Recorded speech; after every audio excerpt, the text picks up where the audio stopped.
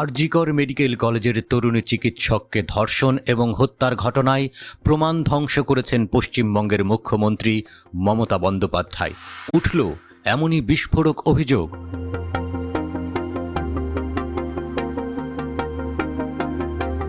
মুখ্যমন্ত্রী মমতা বন্দ্যোপাধ্যায়ের বিরুদ্ধে দ্বিতীয় কড়া আক্রমণ করলেন ধর্ষণ ও খুন হওয়া চিকিৎসকের বাবা। এনডিটিভির সাথে একটি সাক্ষাৎকারে তিনি অভিযোগ করেন, একাধিক অপরাধী তার মেয়ের অপরাধে জড়িত ছিল এবং কর্মক্ষেত্রে তার নিরাপত্তার বিষয়ে তার বিশ্বাস ভেঙে গেছে।